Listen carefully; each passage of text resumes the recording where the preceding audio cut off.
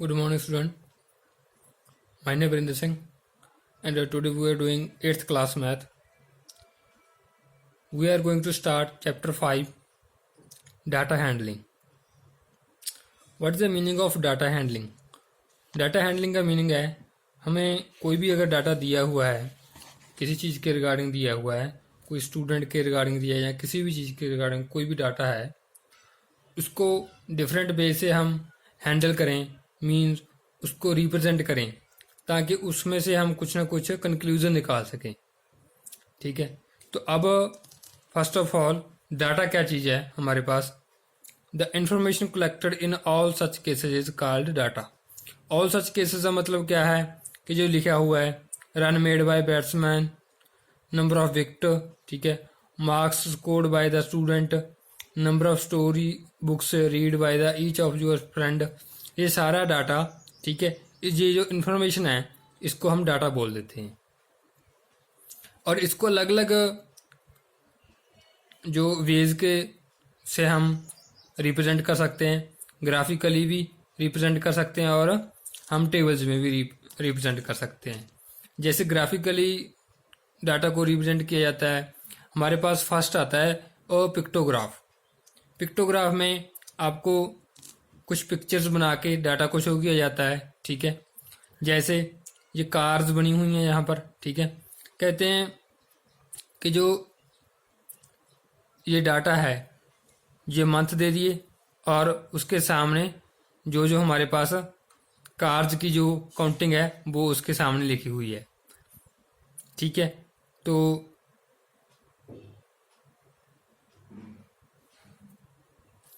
जैसे 1 कार आयो, ये 100 कार्स को रिप्रेजेंट कर रही है। ये 100 होगी, ये भी 100 होगी, ये हाफ है तो ये 50 होगी। कितनी होगी? 250। मतलब जुलाई में जो कार्स की जो काउंटिंग है वो 250 है, अगस्त में 300 है और सितंबर में कितनी होगी? 100, 200, 300, 400। तो इसका आंसर आ जाएगा 400, ठीक है। तो ऐसे हम रिप्रेजेंट कर सकते हैं। तो ये तो सा पिक्टोग्राम। उसके बाद हमारे पास आता है जो, ठीक है, bar graph. This is a bar graph. आपको देखकर पता चल रहा है कि ये बार्स बने हुए हैं, ठीक है, इसको ग्राफ बना रखा है। और ये जो हमारे पास ये लाइन है इसको एक्स एक्सेस लाइन बोला जाता है। This is a horizontal line. इसका नेम होता है हॉरिजॉन्टल लाइन और एक्स एक्सेस ऐसे भी बोल देते हैं। जो हम ग्राफ में ड्रा करते हैं नीचे line, that is the horizontal line, ठीक है, या फिर एक्स एक्सेस लाइन। उसके बाद ये जो वर्टिकल लाइन है इसको वर्टिकल बोल देता है, जो बिल्कुल सीधी खड़ी है। This is a vertical line, ठीक है, एक वर्टिकल लाइन है। ये दोनों लाइन पर हम बार ग्राफ ड्रा करते हैं। हमें कोई ना कोई डाटा गिवन होता है, ठीक है। जैसे इसमें डाटा दे दिया हमें, number of student in class 8th class में स्टूडेंट, नंबर ऑफ स्टूडेंट हैं और किसी ईयर में है। जैसे 2003-4 में कितने स्टूडेंट हैं? 100। 4-5 में कितने हैं? 200। 5-6 में कितने हैं? 250। और 2006-7 में कितने हैं? 300। बार ग्राफ में क्या होता है, जो आपके बार्स बने होते हैं वो अलग अलग बने होते हैं, उनमें ना डिफरेंस होता है, ये वाला ये डिफरेंस होता है।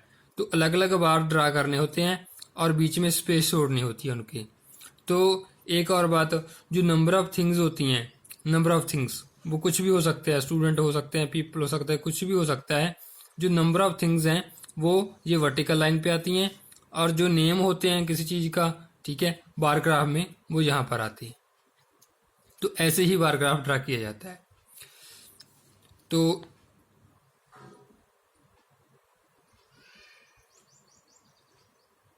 इनकी जो विड्थ है, ये वाली विड्थ होती है, ये इक्वल होती है सारे बार्स की, ठीक है। ये हाइट है, ये हाइट है, ये विड्थ है, ये इक्वल होनी चाहिए तो ही बार ग्राफ हम ड्रा कर पाएंगे अच्छे से।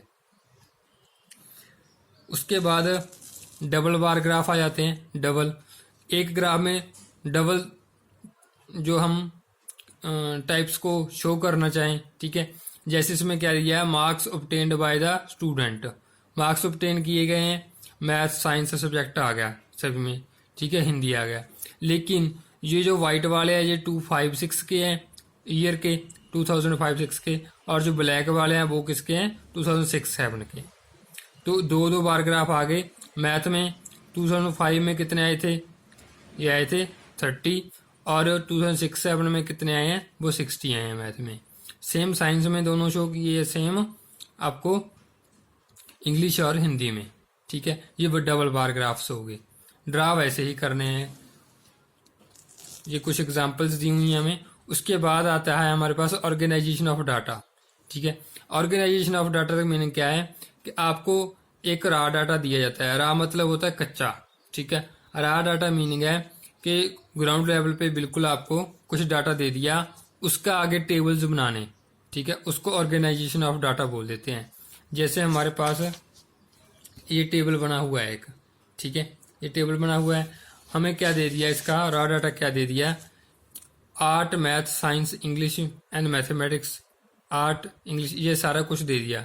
ये क्या चीज़ दी हुई है हमें, कुछ स्टूडेंट हैं, ठीक है, जो क्या लाइक करते हैं, सब्जेक्ट को लाइक करते हैं। ठीक है, जैसे एक आर्ट्स को करता है, फिर मैथ्स को करता है, फिर दूसरा साइंस को करता है, फिर तीसरा इंग्लिश को करता है, फिर मैथ्स को करता है, फिर आर्ट्स को।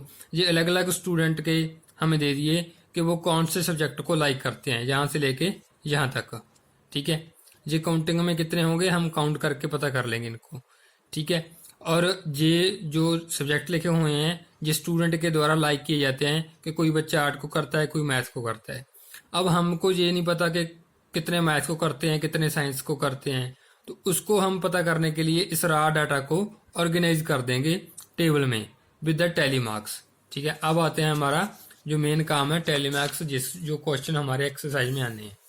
तो हमने लिख लिया, पहले सब्जेक्ट लिख लिया, फिर टैली मार्क्स लिख लिए, फिर नंबर ऑफ स्टूडेंट लिख लिए। ठीक है, अब आर्ट लिख लिया सब्जेक्ट, मैथ्स लिख लिया, साइंस और इंग्लिश। ये 4 सब्जेक्ट जो हमें दिए हुए हैं इनका ही डाटा हमने फाइंड आउट करना है। अब आर्ट है, आर्ट हम काउंट करेंगे कि कितने बच्चों ने लाइक किया। ठीक है, जैसे 1, उसके बाद 2, 3, 4, 5, 6, 7। तो 7 सर्कल्स आ गए मेरे, 7 है तो इधर भी मैंने टैली मार्क लगाने हैं। ठीक है, पहले लगाऊंगा एक लाइन 1, फिर लगा दी 2, 3, 4। जो 5 वाली लाइन है उसके साथ इनको कट कर देना है, तो ये होगी 5 पूरी, और 7 थे 2 और लगा देनी है। तो टोटल कितना हो गया 7, उसके सामने लिख दिया 7। ये हो गए नंबर ऑफ स्टूडेंट जो टैली मार्क लगाने हैं अपने। ठीक है, मान लो आपने 6 लगाने हैं, तो 1, 2, 3, 4। जो 5 है उसके साथ कट कर देना है, 6 वाला अलग लिख देना है, तो अब कितने आ जाएंगे 6 आ जाएंगे। ये ध्यान रखना है कि 4 के बाद जो 5 वाला है उसके साथ 4 को कट कर देना है, और उसके बाद फिर 6 से स्टार्ट करना है। ठीक है, ये ध्यान में रखने वाली बात है। उसके बाद मैथ के काउंट कर लेते हैं, कितने स्टूडेंट्स हैं। 1, 2, 3, 4, 5 स्टूडेंट्स हैं। ठीक है, तो अब इसके 1, 2, 3, 4 एंड 5 टैली मार्क लगाकर हमने 5 लिख दिया। सेम साइंस का 6 है एंड इंग्लिश के 4 है। तो ये टैली मार्क हमने डाटा को ऑर्गेनाइज कर दिया इन द टेबल में ऑर्गेनाइज कर दिया है। ठीक है, तो ये जो हमारे पास नंबर ऑफ स्टूडेंट आए हैं या नंबर ऑफ थिंग्स आएंगी कोई भी, वो होगी हमारी फ्रीक्वेंसी, उसे हम फ्रीक्वेंसी भी बोल देते हैं, फ्रीक्वेंसी। ठीक है, लिखा हुआ है frequency gives the number of times that a particular entry occur. मतलब 8 कितनी बार आया, 7 बार। ठीक है, तो नंबर ऑफ टाइम के आप मतलब है कि ये 7 टाइम आ गया 8। ठीक है, इसलिए इसको फ्रीक्वेंसी बोल दिया जाता है। तो ये था फ्रीक्वेंसी डिस्ट्रीब्यूशन था ये हमारा। इसको सारे को टेबल को फ्रीक्वेंसी डिस्ट्रीब्यूशन बोल देते हैं कि हमने डिस्ट्रीब्यूट कर दिया कि मैथ की फ्रीक्वेंसी क्या है, साइंस की क्या है और इंग्लिश की क्या है। ठीक है बच्चे, तो ये टैली मार्क्स हैं, ऐसे क्वेश्चन हम सॉल्व करेंगे एक्सरसाइज में, ध्यान रखना इसका। उसके बाद आता है एक ग्रुपिंग डाटा। ग्रुपिंग डाटा में हमें ये डाटा दे दिया। ठीक है, ये क्या दे दिया, ये मैथमेटिक्स के जो मार्क्स आए हैं बच्चों के वो दे दिए, 60 स्टूडेंट हैं। ठीक है, जो मार्क्स आए हैं बच्चों के वो दे दिए हमें, आउट ऑफ 50 हैं ये। और 60 स्टूडेंट्स हैं, ये बोल दिया। अब ये सारा डाटा गिवन है, इसको हमने ग्रुपिंग करनी है। ग्रुपिंग हमें बोल देंगे किस कैसे करनी है। कहते पहले ग्रुप बना लो 0-10 का, फिर 10-20 का बना दो, सो ऑन, ऐसे 10-10 का ग्रुप बना दो। ये ग्रुप हमें गिवन होगा कि कितने का बनाना है। ठीक है, पहले हम ग्रुप बनाएंगे। ग्रुप क्या बनेगा? 0 से 10, दूसरा 10 से 20, 20 से 30, 30 40, 40 से 50 और 50 से 60। 60 पर क्यों रुक गए? क्योंकि जो हमारे मैक्सिमम मार्क्स आ सकते हैं वो 50 तक ही आ सकते हैं। ठीक है, 50 से तो ज़्यादा आएंगे नहीं, तो वो हमने एक ज़्यादा लिख लिया 50 से 60। वो क्यों लिख लिया 50 से 60 वो मैं बाद में बताऊंगा। 50 तक क्यों नहीं रखा, ठीक है, वो ध्यान से सुन। अब 0 से लेकर 10 तक टैली मार्क्स लगाने हैं। इसमें क्या चीज़ आपने ध्यान रखनी है कि आपने जो इसमें काउंटिंग करनी है, इसमें काउंटिंग करनी है। 0 कितनी बार आया है, ठीक है, 1 2 कितनी बार आया, 3 कितनी बार आया, वो सारे काउंट कर लें। लेकिन करने कहाँ तक हैं? ठीक है, फर्स्ट ग्रुप में कहाँ तक काउंट करने हैं? 0 से लेके 9 तक। क्योंकि ये जो 10 होता है ये नेक्स्ट वाले जो ग्रुप में काउंट होता है हमेशा। ठीक है, जो आपकी ये वाली लिमिट आती है, ये वाली बाद वाली लिमिट होती है, ये 10, ये नेक्स्ट वाले में काउंट होती है। ये आएंगे 10 से लेके 19 तक काउंट करने हैं। ये हम 20 से लेके 29 तक काउंट करने हैं। मतलब एक एक कम तक काउंट करना होता है। क्योंकि ये वाला 10 अगर आप इधर भी काउंट कर दोगे तो इधर भी काउंट कर दोगे तो रिपीट हो जाएगा ना। तो इसीलिए इसको एक बार ही काउंट करना होता है। तो फर्स्ट ग्रुप में आपने 9 तक ही काउंट करने हैं, मतलब इससे एक कम, ये वाले से हर एक में ऐसा ही करना है। तो आप काउंट करोगे 0 से लेकर 9 तक कितने नंबर आए हैं, वो 2 आए तो 2 टैली मार्क लगा दिए, 2 हमारा फ्रीक्वेंसी आ गई। अब 10 से लेकर 19 तक कितने आ गए हैं? 10 आ गए हैं, तो उसके आगे लिख दिया 10 टैली मार्क्स लगा के। सेम सारे टैली मार्क लगा दिए काउंट करके ग्रुपिंग वाइज। अब 50 तक थे, 50 तक क्यों नहीं रखा? क्योंकि किसी बच्चे के अगर 50 मार्क्स आ गए वो तो इसमें काउंट ही नहीं होंगे। जहाँ तक काउंट होंगे 40 से 49 तक, तो 50 किस में काउंट हो जाएंगे फिर? इसमें, इसलिए ये लिखा था। ठीक है बच्चे, तो अगर किसी बच्चे के 50 मार्क्स भी आए हैं, वो एक ही बच्चा है, तो उसके आगे 1 लिख दिया हमने। तो अब इनका टोटल करोगे तो 60 स्टूडेंट हो जाएंगे। ये था ग्रुप वाला, ग्रुप बना दिया। ये था सिंपल डिस्क्रीट, ठीक है, डाटा था। 2 तरह से हम डाटा को शो करते हैं। उसके बाद हमारे पास आता है हिस्टोग्राम। एक आता है पहले बार ग्राफ था, अब है हिस्टोग्राम है। ठीक है, हिस्टोग्राम के लिए हमें कुछ डाटा दे रखा है, जैसे ये वाला क्लास इंटरवल दे रखा है, फ्रीक्वेंसी। जो हिस्टोग्राम है वो देख लो किस तरह की होती है। ये वाली हिस्टोग्राम है। क्या डिफरेंस है इसका बार ग्राफ से? इसमें ना जो बीच में जगह नहीं छोड़ी हुई, बिल्कुल साथ साथ लगे हुए हैं सारे बार। लेकिन बार ग्राफ में बीच में क्या होती थी? जगह होती थी। ठीक है, तो इसलिए इसको हिस्टोग्राम का नेम दे देते हैं। दूसरा, जो हिस्टोग्राम है वो कंटिन्यूस या ग्रुप डाटा में होती है, जिसमें हमें क्लास इंटरवल दिए होते हैं, उसमें हिस्टोग्राम बनती है। ठीक है, लेकिन जो हमारे कोई नेम दे दिया, कोई ईयर दे दिया, किसी चीज़ का नेम दे दिया, उसमें हम बार ग्राफ ड्रा करते हैं। ठीक है, तो अब इसको ड्रा कैसे किया जाता है? तो हम डाटा चेक करेंगे। 0 से लेकर 10 2 आ रही है फ्रीक्वेंसी, 10 से 20 10 आ रही है। ठीक है, तो वही स्टूडेंट वाली फ्रीक्वेंसी है हमारी। तो अब इसका हमने ये जो लाइन है हॉरिजॉन्टल लाइन, इस पर लिख देना है जो भी हमारा डाटा गिवन था। मान लीजिए हमें 20 से 25 तक गिवन है। ठीक है, 25 से 30 तक इसका ये रही हिस्टोग्राम, ये वाली इसकी हिस्टोग्राम ये रही। ठीक है, जैसे 0 से 10 10 से 20 20 से 30, देखो बिल्कुल कंटिन्यूस चल रही है ये, तो इसलिए इसके बीच कोई जगह नहीं आएगी। 0 से 10 होगी, 10 से 20 होगी, 20 से 30, 30 से 40, सेम ऐसे चल गया। फिर आपने चेक करना है 0 से 10 कहाँ तक जा रहा है? 2 तक, तो आप 2 पे जाके ऐसे लगा दोगे बार। फिर नेक्स्ट 10 पे जाके बार लगा देनी है, फिर 21 पर। और ये जो नंबर लिखने हैं आपने, ठीक है, ये फ्रीक्वेंसी के अकॉर्डिंग लिखने हैं। ये इन एक ध्यान रखना है, इन नंबर्स का जो आपका डिफरेंस होगा वो सभी का सेम होना चाहिए। जैसे 2 4 6 8 2 का डिफरेंस चल रहा है। ठीक है, तो आपने सेम रखना है, चाहे इसको 5 का रख लो, चाहे 10 का रख लो, 2 का। वो आप किसके अकॉर्डिंग रखोगे? ये जो नंबर दिए होंगे। अगर ज़्यादा बड़े नंबर हैं तो बड़ा डिफरेंस करना पड़ेगा, अगर स्मॉल नंबर्स हैं तो स्मॉल करना पड़ेगा, लेकिन रखना सेम होता है, ये ध्यान में रखनी है बातें, ठीक है। तो ये हिस्टोग्राम है, ये 0 से स्टार्ट हुई थी तो इसलिए 0 से स्टार्ट होगी। अगर हमारे पास कोई डाटा ऐसा है जो 20 से स्टार्ट हो रहा हो, 0 से ना हो रहा हो, तो हम क्या करेंगे, यहाँ पर एक ऐसे लाइन लगा देंगे, ऐसे 0 लाइन लगी हुई है, और 20 के बाद हम स्टार्ट कर देंगे जो भी हमें इंटरवल दिए होंगे, ठीक है। क्योंकि यहाँ पर तो 0 आ रहा है, ठीक है, 0 और 20 के बीच कुछ नहीं दिया, सीधा 20 से स्टार्ट कर दिया डाटा में, तो इसलिए आप 20 से स्टार्ट कर दोगे, ठीक है। तो उसको हिस्टोग्राम में शो कर दोगे। तो यही आपका जो काम था, ये आपने देख लेना है।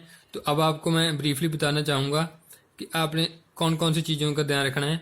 एक तो है आपका बार ग्राफ, एक है हिस्टोग्राम, ठीक है, और एक है आपके जो टेबल्स बनाने हैं, ठीक है। ये 3 चीज़ें हमने काम की हैं। बार ग्राफ में क्या होता है, एक लाइन होती है हॉरिजेंटल और एक वर्टिकल लाइन होती है, ठीक है। इस लाइन पे नेम आएंगे, किसी के भी कोई भी नेम हो जाएगा, ठीक है। इस लाइन पे नंबर ऑफ थिंग्स आएंगी, लेकिन वो जो नंबर ऑफ थिंग्स लिखनी है उनका डिफरेंस होगा जो, वो सेम होना चाहिए। जैसे मैं 0, 5, 10, 15 ऐसे ले रहा हूँ, ठीक है, तो वो सेम होना चाहिए, अकॉर्डिंग टू द फ्रीक्वेंसी होना चाहिए। और दूसरा जो हिस्टोग्राम है, उसमें जो आपने बार्स ड्रा करने हैं उसमें जगह नहीं छोड़नी, बिल्कुल साथ साथ ड्रा करने हैं, ठीक है। और जो टेबल्स बनाए हैं हमने टैली मार्क्स के, वो आपको बता दिया कि टैली मार्क्स में काउंटिंग कैसे करनी है, मतलब इस 10 को छोड़ के 9 तक काउंट करोगे और ये 10 नेक्स्ट वाले में काउंट होगा, ठीक है। ये इन चीज़ों का ध्यान रखना है अपने। तो अब जो आपकी एक्सरसाइज है 5.1 वो ये रही। इसमें बोला गया है which of these would you use histogram, किस में यूज हिस्टोग्राम करोगे आप। पहला दिया number of letter for different area in a postman's bag. देखो नंबर ऑफ लेटर हैं, डिफरेंट एरियाज हैं, ठीक है, एरियाज के नेम होंगे तो इसमें बार ग्राफ बनेंगे, हिस्टोग्राम नहीं बनेंगे, ठीक है। तो नो हिस्टोग्राम आ जाएगा इसका, तो we use the bar graph, इसका आंसर ये लिख देंगे। उसके बाद height of competition in a athletic meet, तो इसमें हाइट आ गई, ठीक है। तो हाइट को हम ग्रुप बना सकते हैं, जैसे 0 से 5 वाले, 5 से 10 वाले, ठीक है, ऐसे हाइट के, तो ये इसकी हिस्टोग्राम बन सकती है। Similar the number of cassettes produced by 5 companies, इसकी भी हिस्टोग्राम बन सकती है, ठीक है। Number of passengers boarding train from 7 AM to 7 PM station, जो ट्रेन्स वहाँ पर से गुजरी हैं, पैसेंजर ट्रेन गुजरी हैं, उनके बारे में बताना है। तो इसके भी हम बार ग्राफ ही बना सकते हैं। तो ये दोनों के हम हिस्टोग्राम बना सकते हैं, पहला और लास्ट का बार ग्राफ। तो इसके आपकी जो PDF है 5.1 की, वो आपको दे रखी है मैंने, ठीक है। इसके सारे क्वेश्चन सॉल्वर्ड हैं, जिसमें टेलीग्राम पूछा गया है वो टैली मार्क्स लगाए हैं, जिसमें बार ग्राफ बोला गया है वो बार ग्राफ है। जैसे इसमें टैली मार्क्स यूज कर हमने बार ग्राफ बनाना था तो ये बनाया गया है, ठीक है। तो इनको आपने ध्यान से कॉपी पे कर लेना है। जिन बच्चों के पास ग्राफ अवेलेबल है वो ग्राफ को यूज करें, ताकि उनके जो ग्राफ है वो अच्छे से बन पाए, ठीक है। कॉपी पे भी कर सकते हो, लेकिन अगर ग्राफ है तो ग्राफ यूज करो, ठीक है बच्चे। तो ये आपका 5.1 होमवर्क है, ये आपने कर लेनी है, ठीक है बच्चे। एक और बात, एक आपको वर्कशीट मिलेगी पिछले चैप्टर की, उसको भी सॉल्व कर लेना है। Thank you, have a nice day.